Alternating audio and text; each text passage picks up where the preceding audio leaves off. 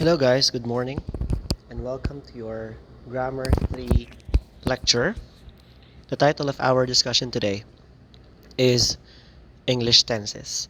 So we will be dealing a lot with how the functions of the tenses work because most of us are actually not very particular with the idea of how they work.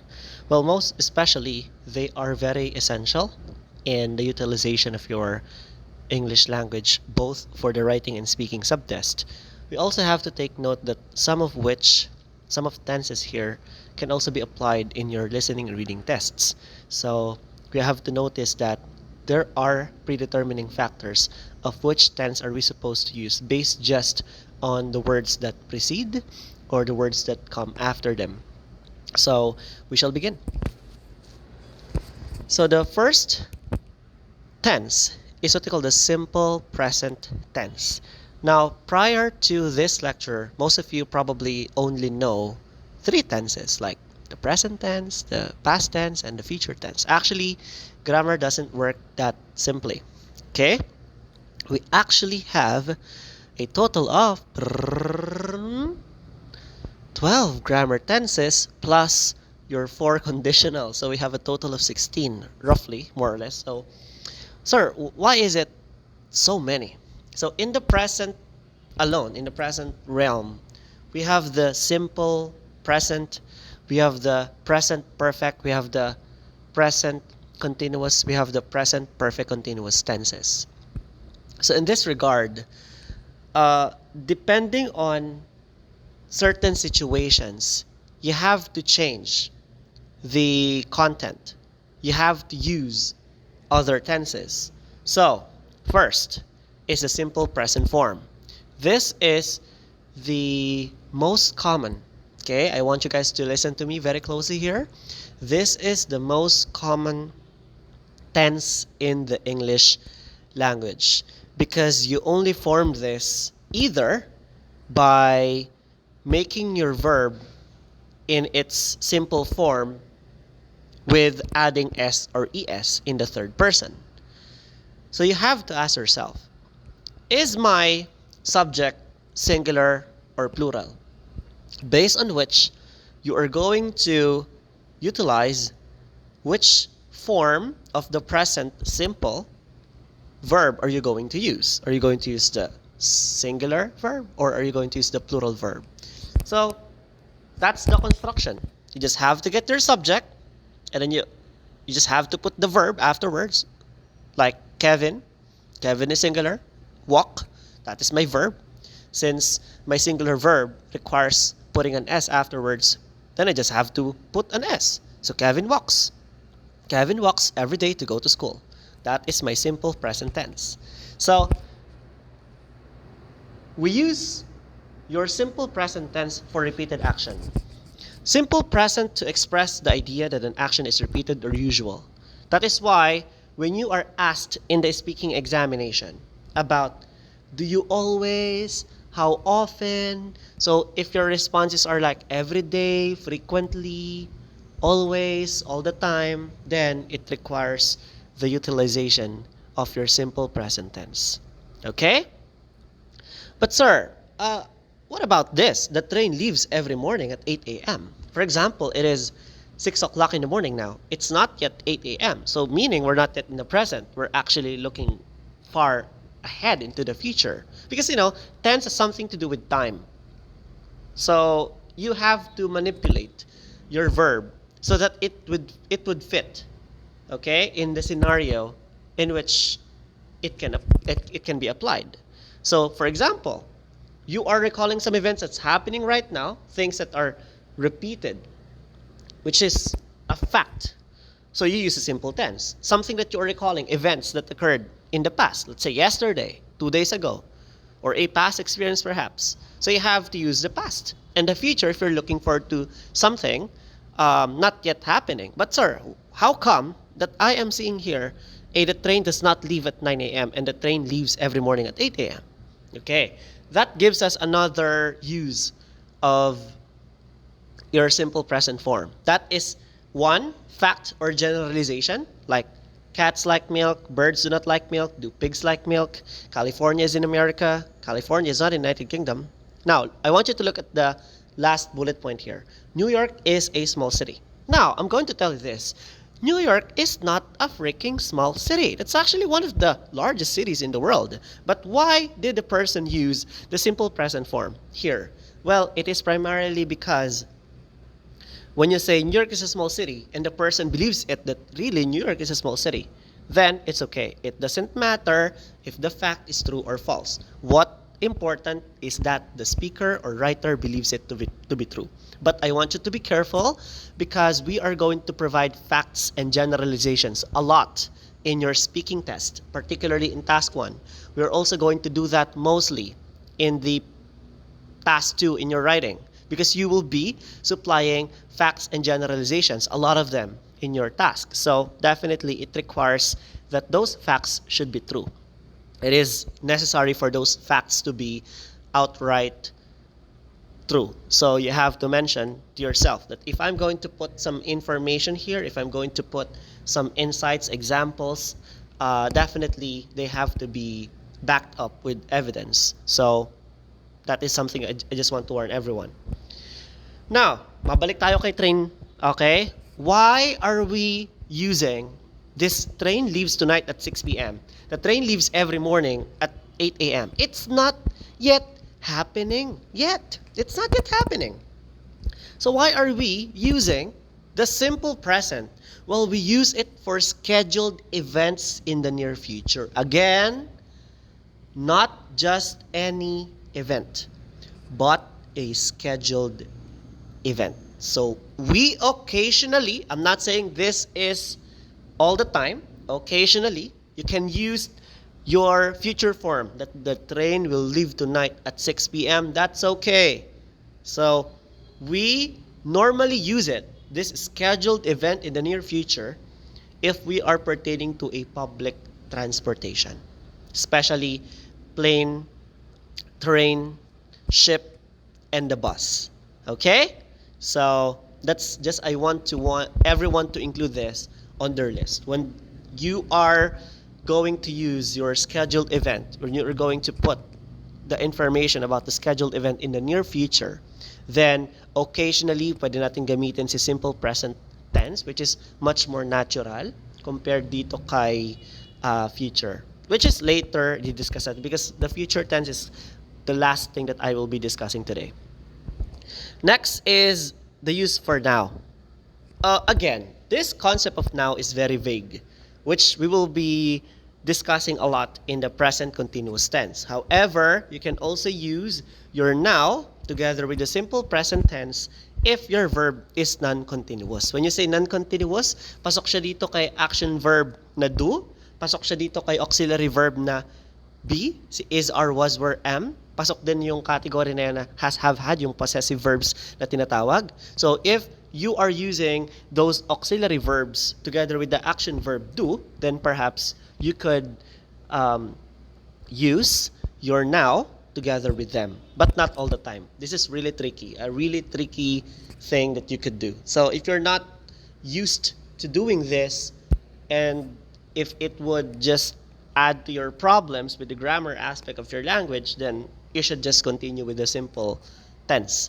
Wag na natin gamitin tong si now using the non-continuous verb. Now, si present continuous form. I just want to remind everyone, sa Grammar 2 na lecture ko, doon natin kinover si simple present form. That is basic, simple, subject, verb, agreement.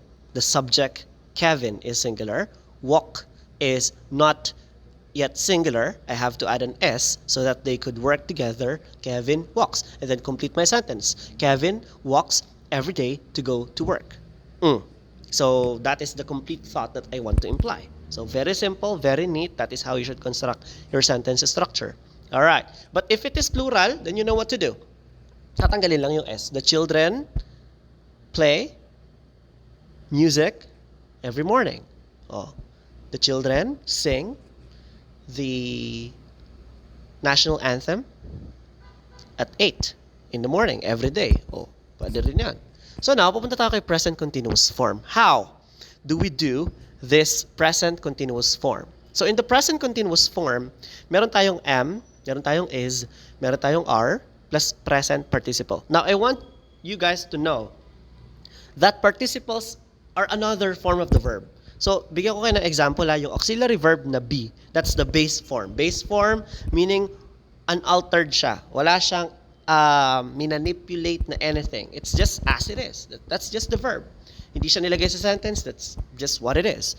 Now, ang kanyang simple form, okay, is for singular, are for plural, am para sa special case ng pronoun I. Si was and were, para yon sa past. Alright? Si being, that is the present participle. Si been, that is the past participle. So you know how participles work. They are different from the normal past and present forms. So si participle, sa present participle, you don't have to worry much about anything.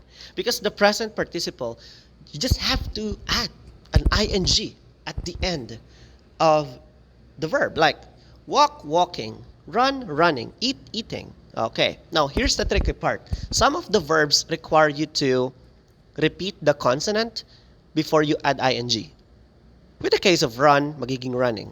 Okay, so you have to know your spelling, ha? A lot of people don't, so please be careful. Okay, so am, walking, is walking, are walking. So napakasimple po niyan, ano? You are watching TV. Are you watching TV? You are not watching TV. So yun yung samples natin sa pag-construct ng isang present continuous form using the am, is, are plus present participle. Am para sa special case ng pronoun I, is for singular, are para sa plural. Then, we have the present continuous with normal verbs. Ginagamit natin siya for the word now. Again, I warned you previously, before we proceed with the use for of your simple present form, na yung concept po ng now is very vague.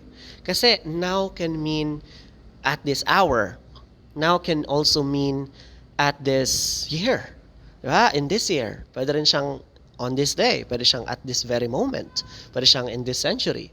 So you have to also know that when you use the word now, it does not specifically point that this is about this moment right now. It's not. Okay? So you have to be careful.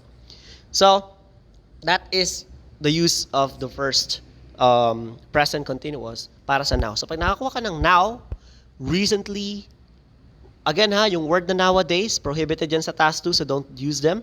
These days, what else? Today, pwede mo siyang gamitin pamalit sa now. So, you are required to use either your simple form or your present continuous form with the notion of which verb am I using? Or am I using the mixed verbs? Am I using the normal verbs? Am I using the non-continuous verbs? So, that's what you have to learn here. So, you are learning English now. You are not swimming now. Are you sleeping? I'm sitting. I'm not standing. Is he sitting or standing? They are reading their books. They are not watching television. What are you doing? Why are you not doing your homework? So, all of which use the now concept. That's why ginamitan natin siya ng present continuous tense. Next is the longer actions in progress now. Guys, actually this is one of the great uses of this present continuous form is for longer actions in progress. Meaning, you started something at some point in the past and you are still doing it now and you don't know which or when are you going to be finished. So I'm studying to become a doctor. I am taking the course medicine. I am studying to become an engineer. I am studying. It doesn't mean that right now I'm talking to you and you are studying, reading your book. No, it doesn't work that way. Hindi mo siya ginagawa ngayon. It means that you enrolled, let's say 2 years ago, third year ka na, and you just told me about yourself that you are doing this now. You're in the process of doing this right now. So, this, in the speaking part of your examination, examiners will be asking about what are you doing now? Whether are you working or are you studying? So you have to make sure that the best response would be if you're using this type of tense. That I am currently working as a nurse in the AAA hospital for XX years now. That's it. That's how simple this is. So, ito yung mga samples natin sa baba. So, you just have to read them. You can pause this video so that you might be able to understand their context. So, I'll be moving on to the next part. It's the near future. Sir, you mentioned about the simple present we can use for scheduled events in the future. Like the train leaves tonight at 6 p.m. It's not yet 6 p.m., but yet you're using um, the simple present form. But you're using 6 p.m. So, I'm weirded out by this. But now, we have another. The near future na pwede rin gamitin sa present continuous. Something that will happen or will not happen in the near future. So, I am meeting some friends after work. I'm not going to the party tonight. Is he visiting his parents next weekend? Isn't he coming with us tonight? So, eto, na paggamit ng present continuous sa near future, this is for plans. Para to sa mga plano. Okay. Yung kanina, that's a scheduled event for public transportation. Dito naman, para sa mga plano. So, they are two completely separate entities. So, you have to think which is which. Am I going to tell the examiner about my plan? Am I going to tell the examiner about my future insights? Am I going to include some future recommendations in my essay writing task too? Then if so, you have to use this present continuous form. Or if you are telling the examiner about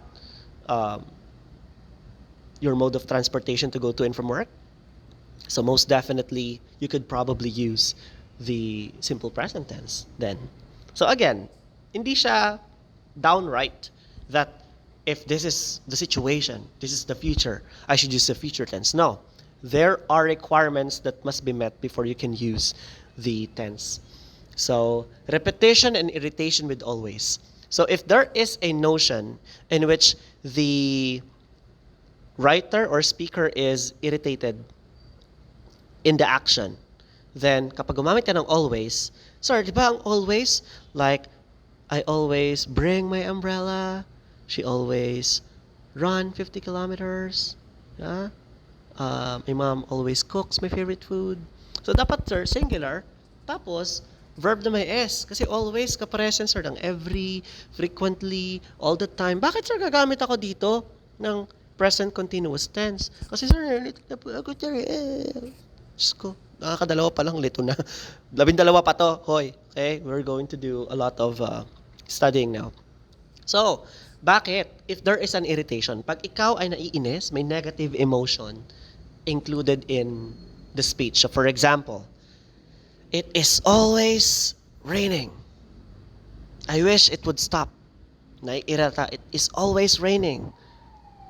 Diba? Parang lagi na lang umuulan. I wish it would stop kasi nga di ako makatuyo ng damit. So may negative emotion. Pero pag sabong it always rains, napaka-neutral lang. It always rains during the last quarter of the year in my hometown. Wala akong emosyon na hinihint na ako'y naiinis, na irita.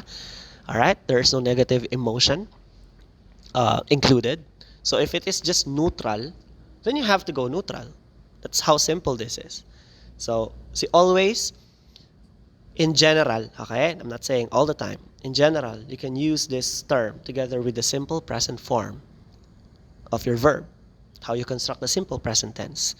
But in the present continuous tense, you can also use always and all the time and frequently if you are annoyed as a writer or a speaker about something, if you're irritated by the topic, if you have some negative emotions about it. So, next is the present perfect form. You form the present perfect form tense by combining the has and have plus past participle. This is actually very easy, all right? Has is for singular subject. Have is for plural. So when you say Kevin has, that is correct. When I say they have, that is also correct. So you have to think, which verb am I going to use? Is it the has? It's for the singular. Or will it be the have for the plural? Now, sir, you mentioned about participles a while ago. And you told us about how we can construct our simple present tense. and the present continuous tense, together with using present participle. They are very different entities. In past participle, as I've mentioned, this is a completely separate rule because the problem with verb is how we change their structure. Meron kasi tayong verb na regular.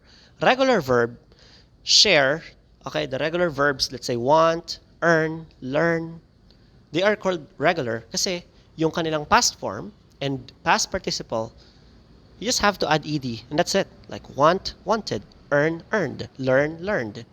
Diba? Now, the problem occurs when you're dealing with the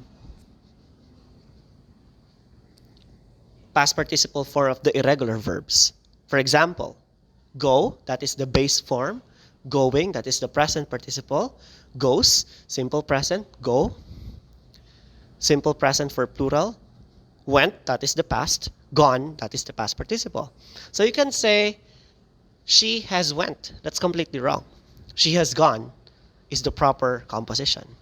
Now, lucky you guys, because together with this lecture, I'll also be providing you with some handouts and exercises. That's my favorite part, is to making you, my students, suffer, watching you guys in pain and agony while doing the exercises. It really makes my heart throb more skillfully. So I love that. I love the feeling that I'm causing you pain. I'm kidding. All right. So, but that's a thing. I have the complete list of the different forms. Kasi kasama yun dapat sa assignment nyo. But if you want to check them out, may answer key din siya. I'm going to upload all of those together, including the link. Kasama to. So, that's it. Have you seen, you have seen, they have seen, that's correct. Kevin has been. My mother has been. My father has gone to the movies. Pwede. My mom has been in France for 2 decades. So, pwede mo rin sabihin yun. So, the first use is unspecified time before now. To make matters easily understood here, when you say unspecified time before now, we are pertaining to the past. Sir, like, what's happening? You told us that the topic is about the present perfect, yet the timeline is in the past. Yes. Now, the main difference between the present perfect tense and the simple past tense is that ito, unspecified yung time. Ibig sabihin, we are going to claim something happened.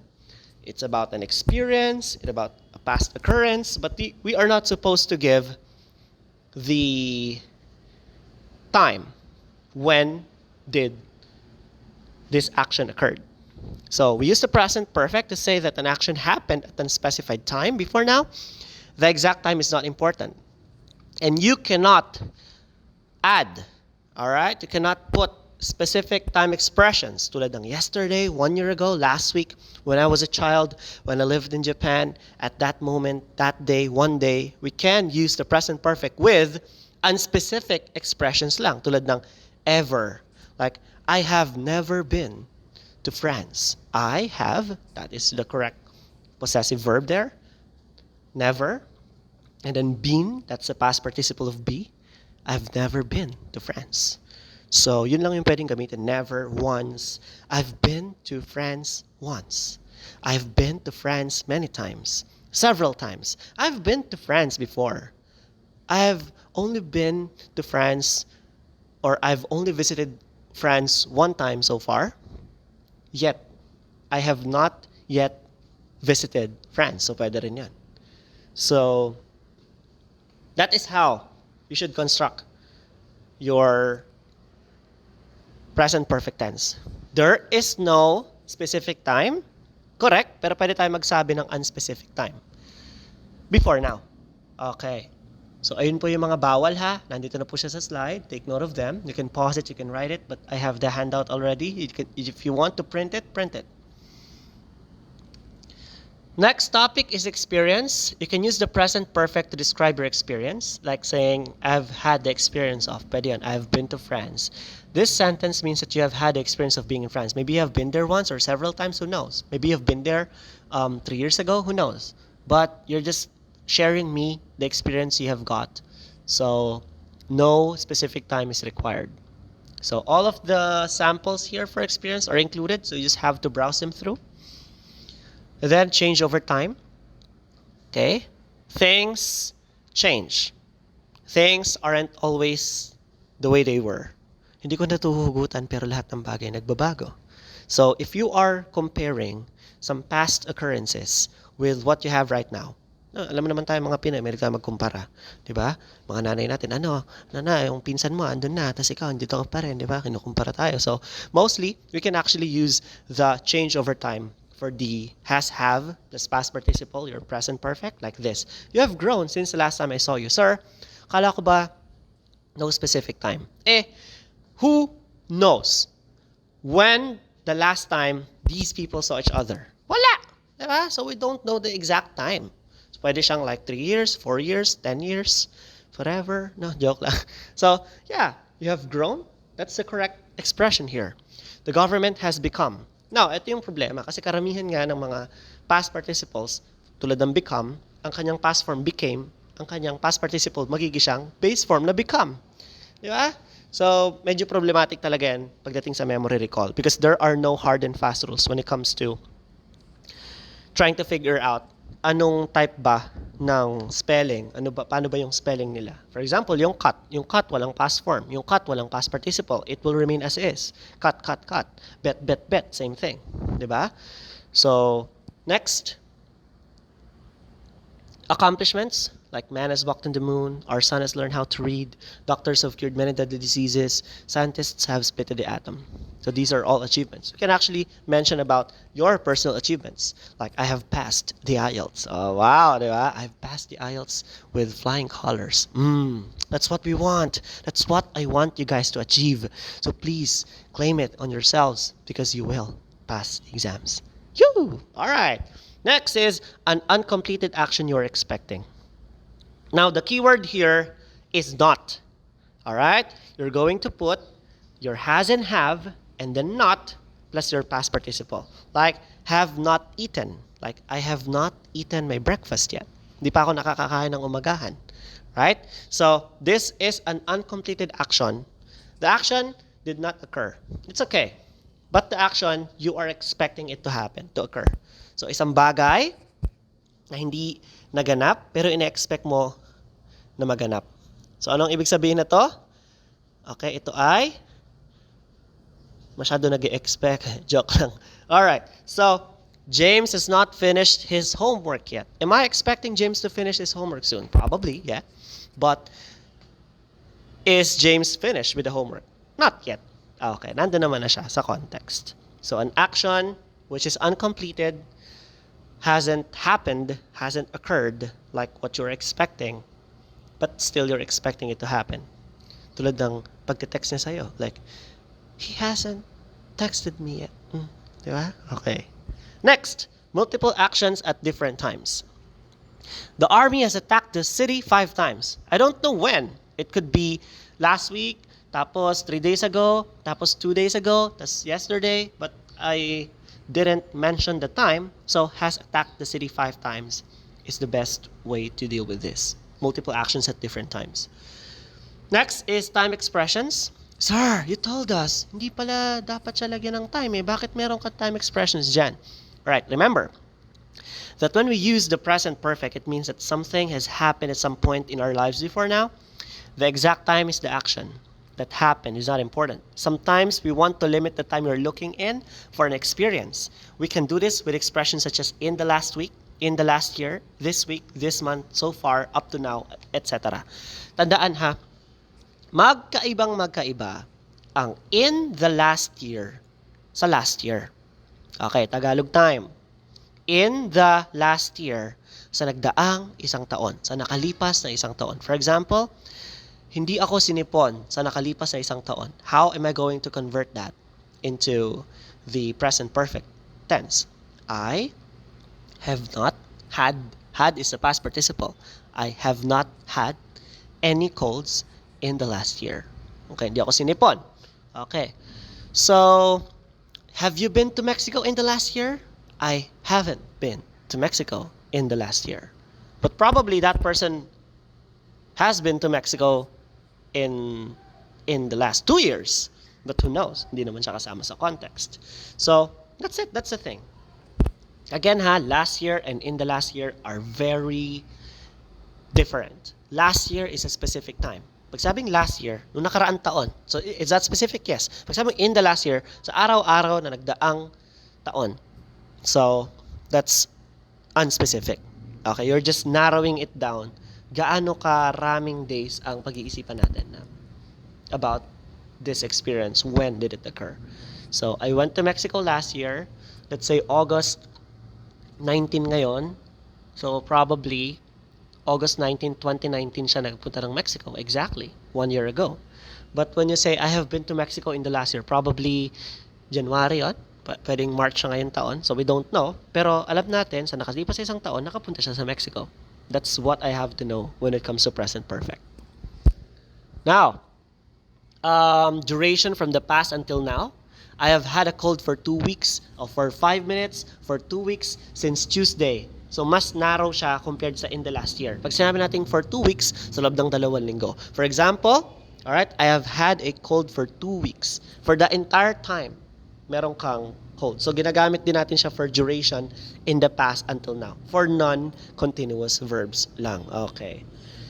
So, present, perfect, continuous. Ito ang composition niya Has, para sa singular. Have, para sa plural. Been, which is the past participle, and then you have to add your present participle as well.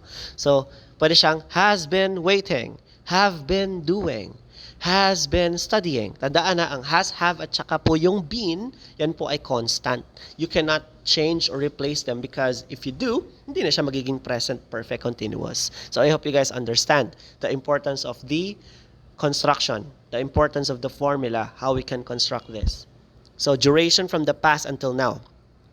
So they have been talking for the last hour.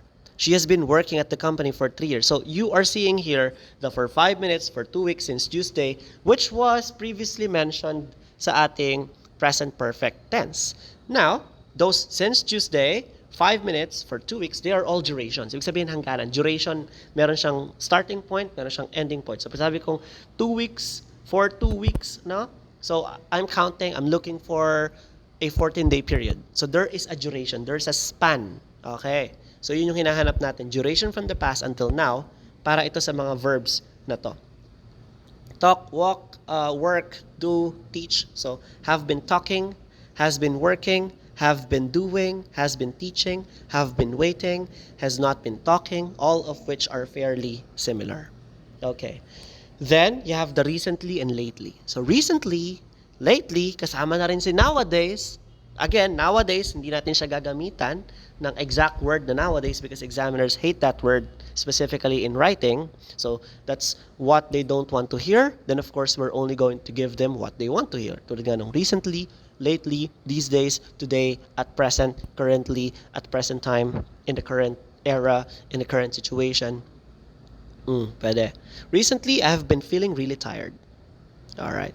She has been watching too much television lately. Have you been exercising lately? Alright, so sir, which do you think is better sa paggamit po ng recently, lately? Will it be the simple present form? Will it be the present continuous tense? Or do you think okay din itong si present perfect continuous? Wala namang problema. Which one do you want to mention? However, depende yun sa context ng application mo. So kung mas gusto mo siyang i-highlight into a much more convincing way, I would suggest yung simple present at saka yung present perfect ang gamitin. Yung subject-verb agreement na basic at saka itong si participle. Si is, are, tsaka ing. Alright. Simple past form. So again, this is very different from the past, rather the present perfect. Kasi si present perfect, kailangan niya ng has or have plus yung past participle. Ito napakasimple. Kunin mo yung verb, gawin mo siyang past. Wala ka nang idadagdag pang kahit ano. Okay, pero here's the catch. Meron siyang requirement. So kung ang ating present perfect tense, it does not require a specific time in the past. Because obviously, pag naglagay ka, hindi na siya present perfect. So ito po ang may required doon. Kailangan mo mag-provide strictly ng past tense. So like, call, magiging siyang called. Parang relasyon nyo, called na, char. Alright. So, earn, magiging siyang earned. Walk, magiging siyang walked. Apakasimple. Mapa singular, mapa plural. Ang past, hindi siya kakaroon ng changes. Basta kailangan, kapag regular, lagyan mo ng ed or d. Kapag naman irregular, change mo yung spelling. Tulad ng go, magiging went. Eat, magiging ate. Okay. Those are their differences. So, completed action in the past, may yesterday tayo, may last year, last night. So, meron tayong specific time. Yes, sir, bakit ito? She washed her car. So, pwede nag-uusap sila. Did you see her last night? Oh, yeah, I did. She washed her car. When I saw her last night. Diba? So, she washed her car, yung ginagawa niya activity. When they were talking about the time, specifically. So, that's the idea for your simple past. Next is a series of completed actions. We use a simple past to list a series of completed actions in the past. These actions happen first, second, third, fourth, and so on. I finished work, walked to the beach, and found a nice place to swim. So pag tinabi nating parallelism, you have to make sure that when you are enumerating some actions, mapa simple man yan, mapa continuous man yan, mapa participle na ing man yan, gerund man yan, kailangan po sila ay parallel. Pag sabing parallel, they are using the same tense. So if it is with ed, lahat yan. Finished work, walked to the beach, found a nice place to swim.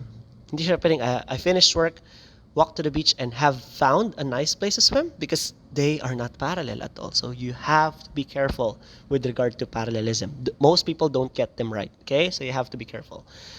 Duration in the past. I lived in Brazil for 2 years.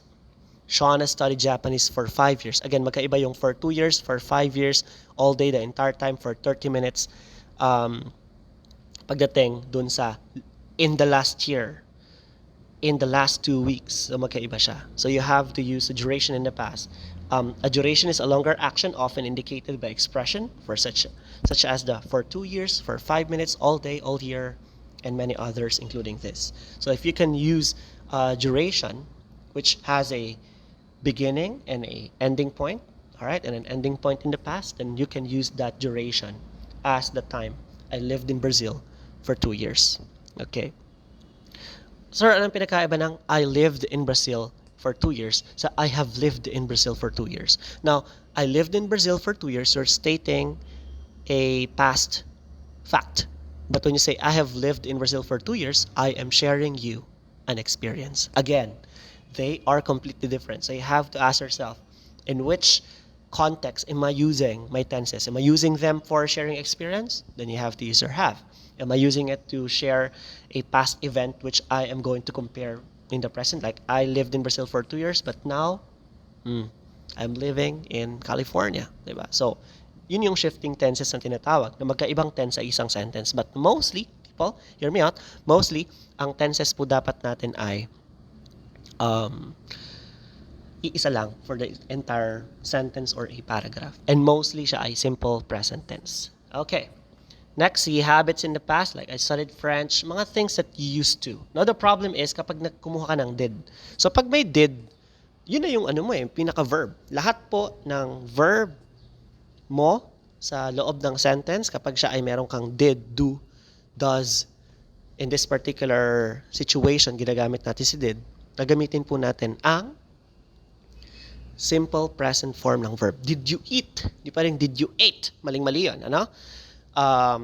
Did you eat your breakfast? Did you play? Did you do your homework? O again, pati si do. Diba?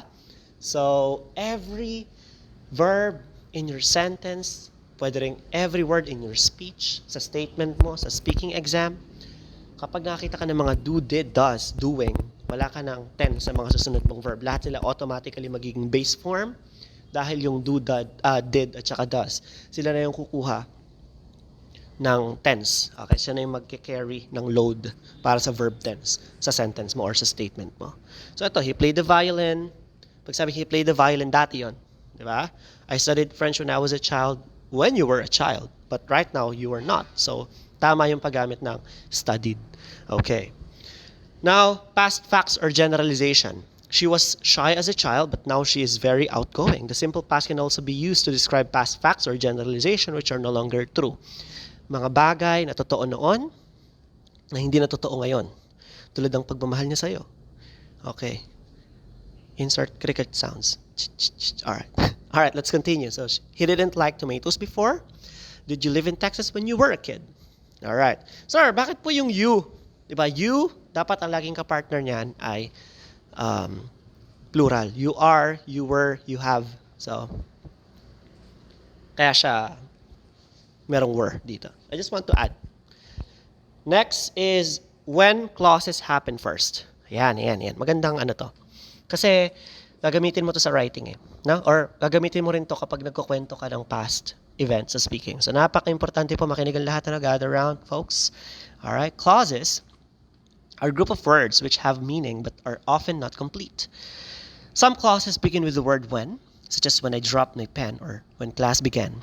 These clauses are called when clauses, and they are very important. The examples below contain when clauses. Example, when I paid her $1, she answered my question. Now, we will be breaking the anatomy of this sentence. Sabi natin dito dyan, the when clause happened first. So meaning, dito sa when I paid her $1, she answered my question. Both of them happened in the past. But I want to know which one come first. Para tong question ng nauna ba ang itlog or ang manok. Okay? But in this case, meron tayong hardcore na evidence. Pag si when daw, nasa kanya yung clause, siya daw yung nauuna. So ibig sabihin ba nun, when I paid her $1, she answered my question. So meaning, I paid her first. Nagbayad ako, tapos sa kanya sinagot yung tanong. Eh ngayon, sir, balik rin natin. Pero yung when, ayan, nasa dulo siya, no? She answered my question when I paid her $1. Binaliktad ko lang po yung passive-active voice ng verb. Pero ang ibig sabihin niya ay hindi nagbago. Nauna pa rin yung when I paid her $1. Dahil nasa kanya yung when. So, when I paid her $1. Now, this is what I want you guys to see. Tinanggal ko si when, nilagay ko dun sa she answered my question. Now, the tables have turned. Okay? When she answered my question, di ba? Nandun na siya. No, I paid her $1 when she answered my question. So, ngayon, i-ask yourself, sinong nauna? Siyempre, nauna yung pagsagot niya ng tanong bago yung pagbabayad ko dahil nasa kanya si when. So, napaka-importante guys ito so you have to take note of this. Alright? Okay. Past continuous form, was and were. Was para sa singular, were para sa plural, plus verb with ing. Very simple. Were studying, was walking. Interrupted action in the past. Okay, this is very critical, ano? Normally kasi, itong si past continuous form, nagre-require siya ng interruption. Kapag sabi natin interruption, merong isang maikli na action, finished action, na nag-interrupt dito kay longer action. Kaya siya hindi natapos. Sa pakasimple ha, mayroong nakaraan na activity. That past activity is uncompleted, unfinished, because a shorter, more abrupt past action interrupted it. For example, I was watching TV when she called. So let's break this down. I was watching TV. Tell me, is this in the past? Yes. Is this finished? No. Why? Because the person, she, that's a girl, called him when he was watching television. That's why it wasn't finished. That's it. Diba? Oh, when the phone rang, she was writing a letter. So dahil doon, na-interrupt ngayon yung kanyang pagsusulat. So, ganun natin ginagawa itong si present, si past continuous form.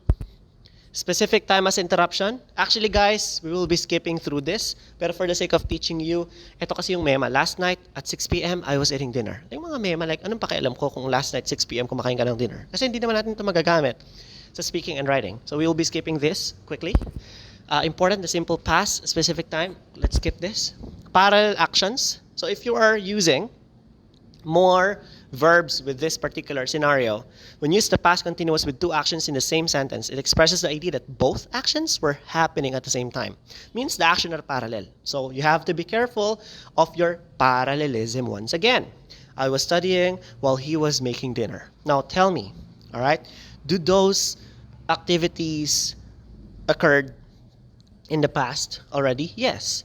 Now, is there some sort of which happened first? No, dahil hindi naman when ang ginamit natin dito. Anong ginamit natin? While. While means things are happening simultaneously. When you say simultaneously, two things happening at the same time. So studying at saka yung making dinner, nangyayari ng sabay. Okay, so parallelism is the key.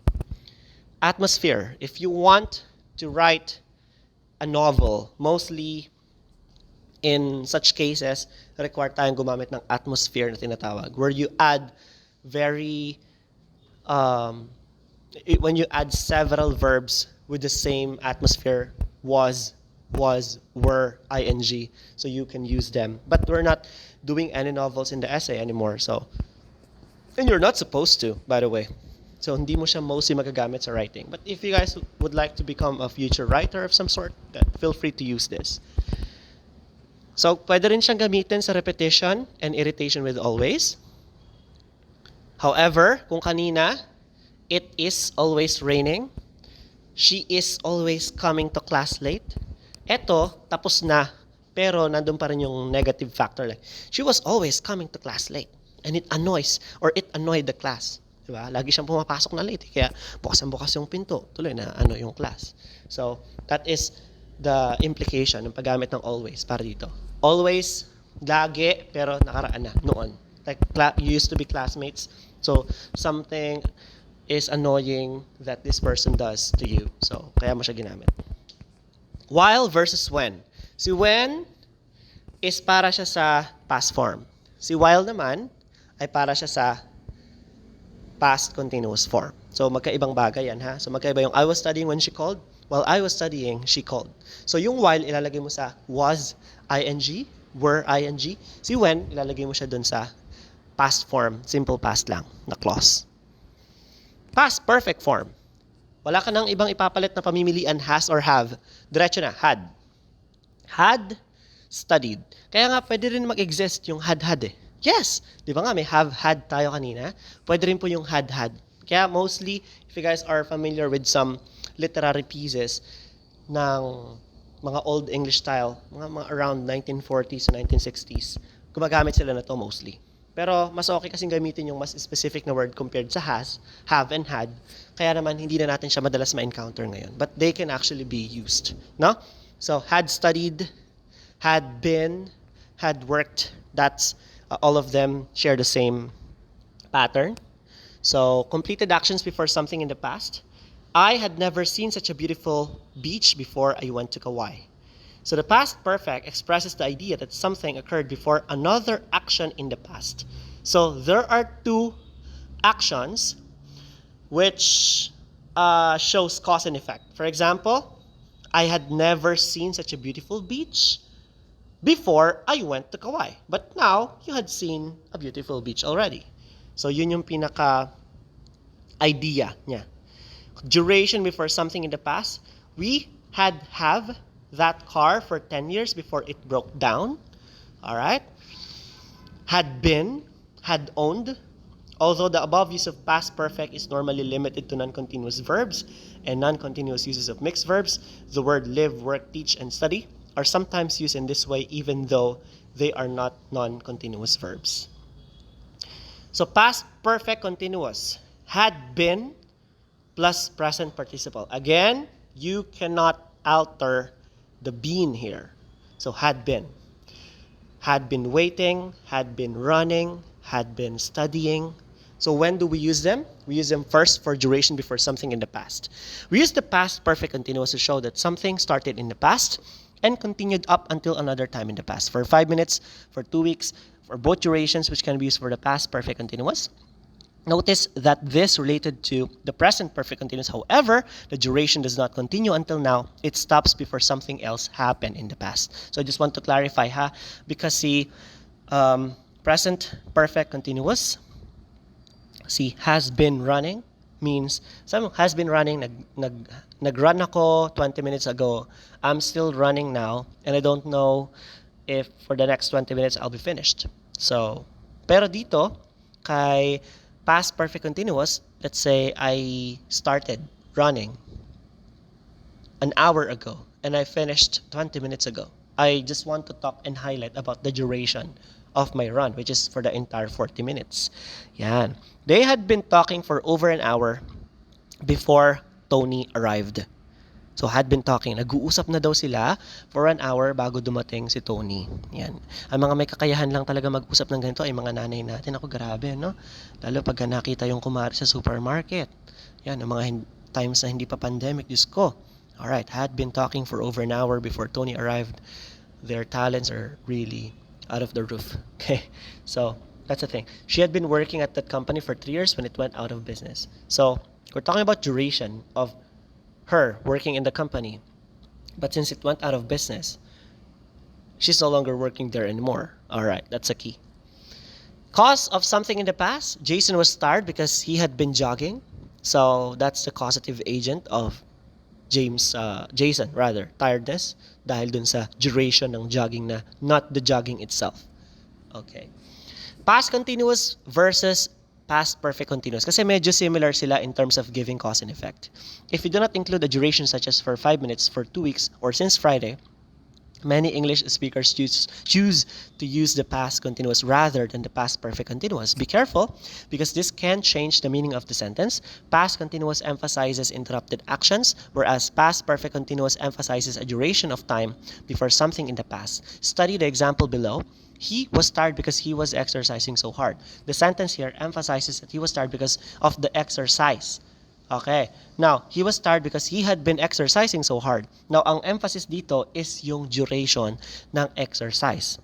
Let's say, he has been exercising for 20 minutes before I arrived here. So, parang inawat ko lang siya. Uy, stop na yan. Hindi ikaw yan. Ba't nag-exercise ka? Diba? So, that's the thing. Okay. Simple future. Ito lang naman ang hiling natin sa buhay. Magkaroon ng simpleng hinaharap. Ayun di ba? So, meron po tayong 2 forms ng simple future. Alright? First is si will, another is si be going to. So, unahin na natin itong si will plus yung verb. So, will run, will eat, will help, will get. Yan. At si going to naman, kailangan mo ng am, ng is, at saka ng are. Tsaka mo lang ilalagay itong si going to bago yung base ng verb. I am going to the mall later. She is going to help me with my studies tonight. Okay. Now, sir, ano po ba ang pinagkaiba ng will at saka ng be going to? Actually, they don't have that much of a difference at all. Pero si will, mostly ini-express natin yan sa mga voluntary action. Yan. Halimbawa, will you marry me? Diba? So, nag-a-ask ka kung nag-volunteer ka ba, napakasalan ka. Si will, medyo strong kasi yan na modal. Pag-uusapan natin ang modal sa grammar 4, don't worry. Yun ang ating topic, yung mga could, might, should. Kaya naman, hindi ko muna i-explain dito yung mga other forms ng will na pwede mong magamit. So, will ka muna mag-focus for now. I will send you the information when I get it. It means I'm telling you that once I get it, I am opting myself out to become a volunteer so that you can get the information yourself afterwards. So, that's a thing. Will, to express a promise. Wow, sana all, no? So, will is usually used in promises. I will call you when I arrive. If I'm elected President of the United States, I will make sure everyone has access to inexpensive health insurance. Yung mga politicians talaga na yan, napakagaling mag-promise. Ano? Alright? That's why ako as a person, whenever I make promises, because you are regarded with the words that you throw to another person, with the words that you use. So napaka-careful ko sa paggamit ng words. So hindi ako nagpa-promise using will. Ang pinapromise ko lagi might. Like, Kevin, will you love me forever? I might. Kasi might is like 5 to 10% lang yung chance na magkatotoo. Si will kasi like nasa 90%. Na kapag hindi mo siya tinupad, you can get, called out for this particular promise you made. So you have to be careful. So tularan ako, gumamit ng might. Okay. Joke lang. Alright, syempre joke lang yan. Be going to naman para sa plano. So kung si will, para sa voluntary action, para siya sa promise. Dito kay be going to, is, are, am going to, plus yung verb, para naman to sa plano. Like, I'm going to, diba? I'm going to clean the dishes tonight. I'm going to help you with your assignment later. So lahat yun ay plano. Will or be going to. To express a prediction, you can use either because they can be used interchangeably. For example, the year 2222 will be a very interesting year. The year 2222 is going to be a very interesting year.